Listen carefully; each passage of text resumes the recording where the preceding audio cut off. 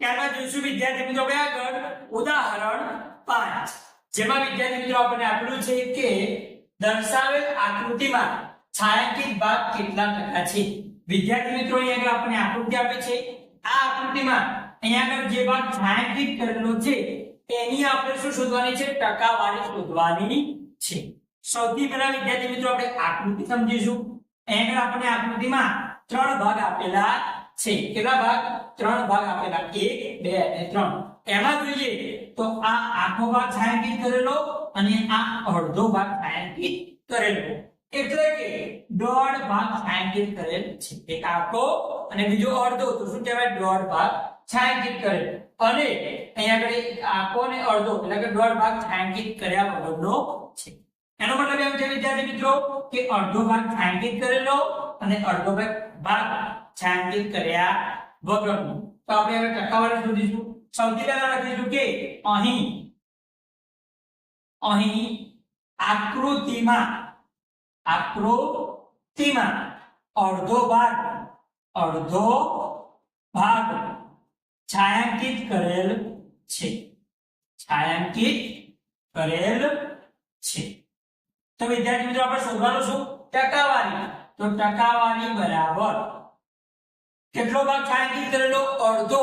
તો એને લખાય શું વિદ્યાર્થી મિત્રો, આપણે અપૂર્ણાંકમાં લખીએ તો 1/2। આને શું કહેવાય, અડધો વંચાય અથવા તો 1/2। હવે ટકાવારી શોધવાની તો 1/2 ને કેટલા વડે ગુણીશું વિદ્યાર્થી મિત્રો, 100% વડે ગુણવાનું। ત્યારબાદ ઉપરના બેનો ગુણાકાર 1 અને 100 નો ગુણાકાર થશે, ભાગાકારમાં કેટલા, 2, બાજુમાં ટકા। 100 એકા 100 ભાગ્યા 2।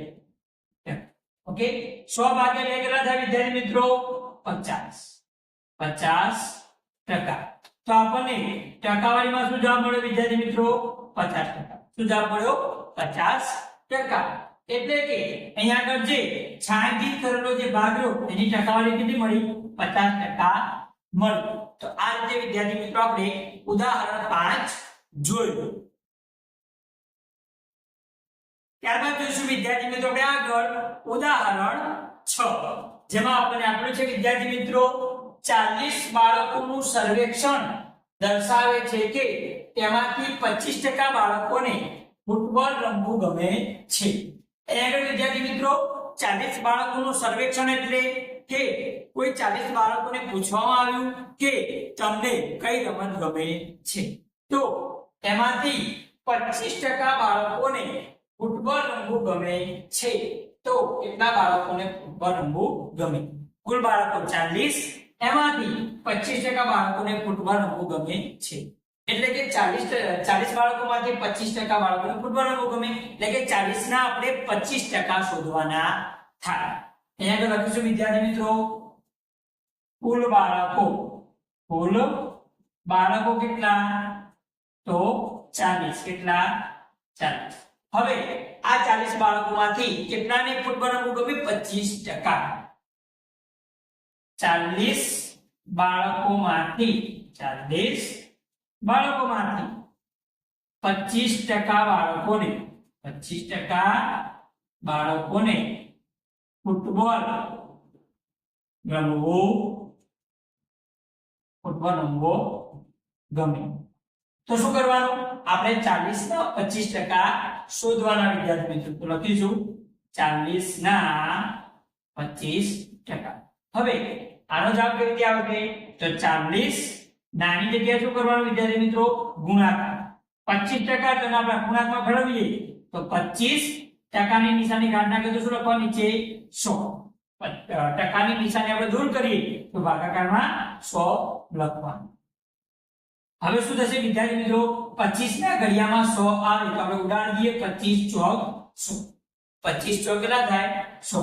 તો ઉપર કેટલા વધ્યા, 40, અને ભાગાકારમાં અહીંયા આગળ 4।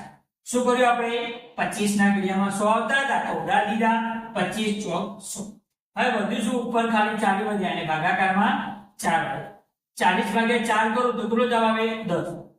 તો 10 બાળકોને શું ગમે, ફૂટબોલ રમવો ગમે। એટલા બાળકોમાંથી 40 બાળકો માંથી વિદ્યાર્થી મિત્રો તો આ રીતે વિદ્યાર્થી મિત્રો આપણે ઉદાહરણ 6 જોયું, જેમાં જવાબ કેટલો આવ્યો 10/2. ત્યારબાદ જોઈશું વિદ્યાર્થી મિત્રો આપણે આગળ ઉદાહરણ 7, જેમાં આપણને આટલું છે વિદ્યાર્થી મિત્રો, રાહુલે સ્વેટર ખરીદ્યું. શું ખરીદ્યું?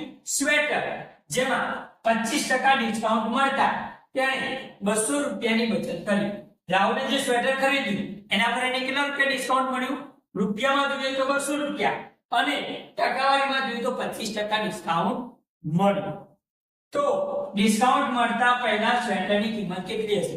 બરોબર, રાહુલને ડિસ્કાઉન્ટ જે મળ્યું એના પહેલા એની કિંમત કેટલી, એટલે કે સ્વેટરની કુલ રાશિ આપણે શોધવાની છે. આપણને આગળ 25% આપ્યા એટલે ડિસ્કાઉન્ટ આપ્યું અને રૂપિયામાં 200 રૂપિયા, તો આપણે લખી શકીએ કે 25% બરાબર 200 રૂપિયા. જે આપણને ડિસ્કાઉન્ટ મળ્યું એ 25% બરાબર 200 રૂપિયા થાય. તો સ્વેટરની કુલ રાશિ એટલે કે 100% બરાબર કેટલા, આવું આપણે લખી શકીએ. આટલા કેટલા, તો શું થાય વિદ્યાર્થી મિત્રો? ચોકડી ગુણાકાર, આનો અને આનો ગુણાકાર થાય એટલે કે 100 અને 200 નો ગુણાકાર. ત્યારબાદ ભાગાકારમાં જે અહીંયા આગળ પહેલું હોય એ લખવાનું વિદ્યાર્થી મિત્રો. 25 ના ઘડિયામાં 100 આવે, 25 ચોક કેટલા થાય વિદ્યાર્થી મિત્રો? 100 થશે. તો અહીંયા આગળ 4 ગુણ્યા 200. શું કરીશું? 4 ગુણ્યા 200. 200 ને આપણે 4 સાથે ગુણીએ વિદ્યાર્થી મિત્રો, તો 4 દુ 8 એટલે કે 800 રૂપિયા જવાબ આવશે.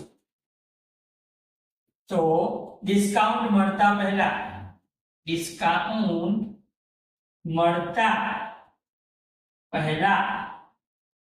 સ્વેટરની કિંમત રૂપિયા 800 હતી. કેટલી હતી? 800 રૂપિયા હતી. આ રીતે વિદ્યાર્થી મિત્રો આપણે ઉદાહરણ 7 જોયું.